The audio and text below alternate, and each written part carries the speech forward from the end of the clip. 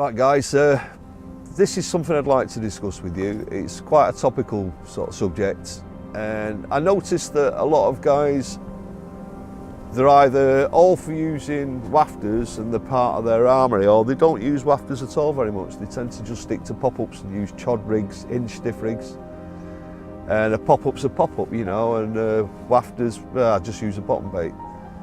I'm of the opinion that both have the moments. So what I'd like to discuss is the merits of both.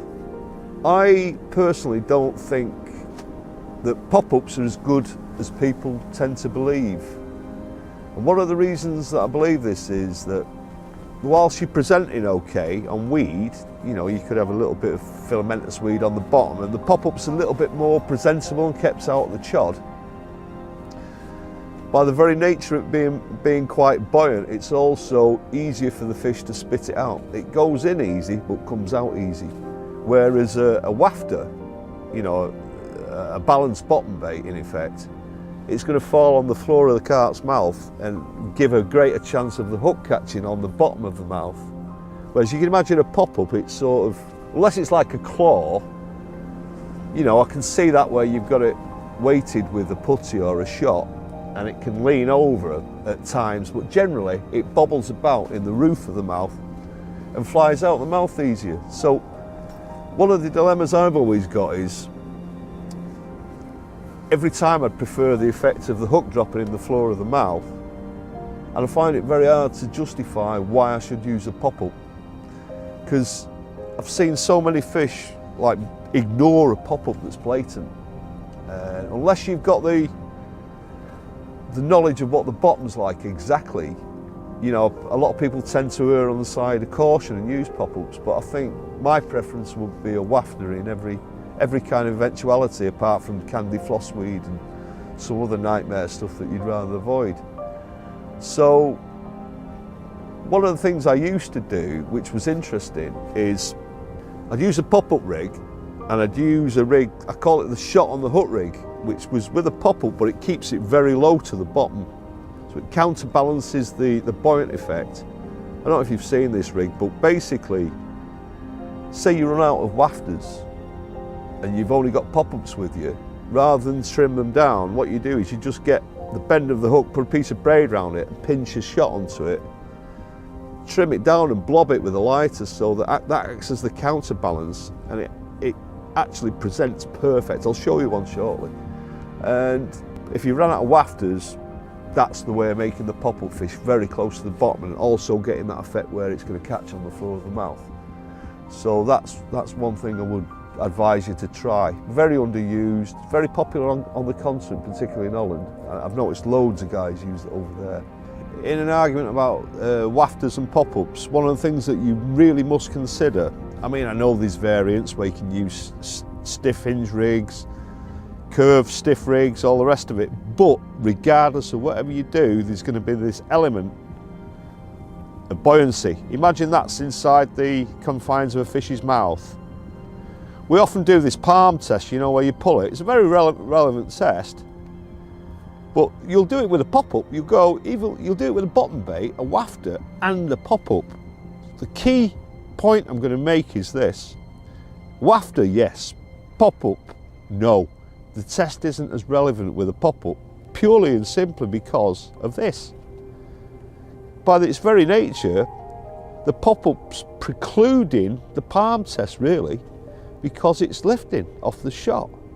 So as soon as they, you know, imagine they'll suck it in and blow it out. So it's not actually, the hook isn't really getting a chance to get into contact with the fish's mouth, the floor of the mouth or the lip.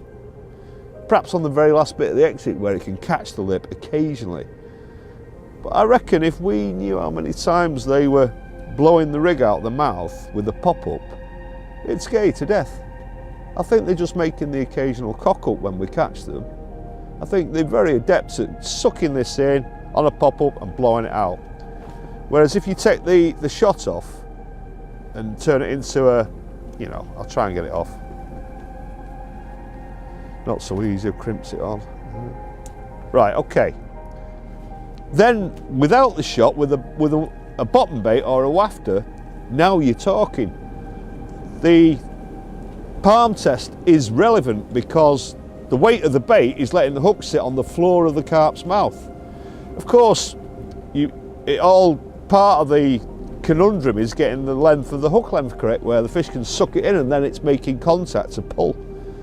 So that's, you know, down to you to choose what kind of hook length you want based on the water you're fishing and the makeup of the bottom. But let's say it gets sucked into the mouth, they know it's an alien body and they want to get it out.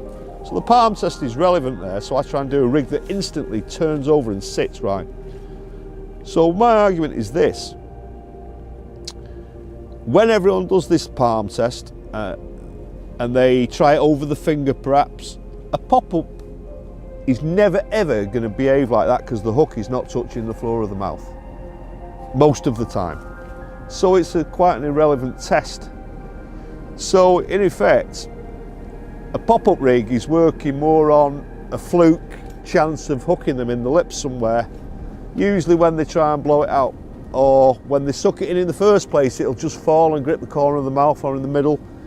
It's random, very random with pop-ups. As good as they used to be, they're not quite as good as they once were. So then I have to adapt the rig to suit pop-ups, so I do a shot on the hook rig. So I'll show you that in a minute, and then we'll examine the properties of that one. A very relevant rig actually. It's a shot on the hook rig, and I designed it specifically so that if fish pop up much closer to the bottom and have the dual effect of dropping it onto the floor of the carp's mouth once it was sucked in. So it acts like that, you know. Palm test is relevant, sits there, but the counterbalance is there, so it's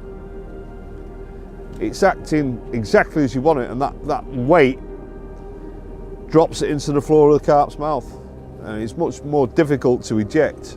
So if you're going to use a pop-up, you might want to try that. I think it'll get you more bites over a period of time than a standard pop-up with a shot on the bottom, like, you know, like it's very commonly used. So give it some thought. But that's another thing to try, certainly in the cold weather, if you want to maximise your chances of getting a fish that has sucked your bait in to get hooked. I mean, that's one of the key problems that we got. You know, you think that winter it's all gone quiet and you still get him picking him up, but it's just not as much as the summer probably a lot of the time, and they're getting away with it a lot. So try that. That will definitely catch you some fish.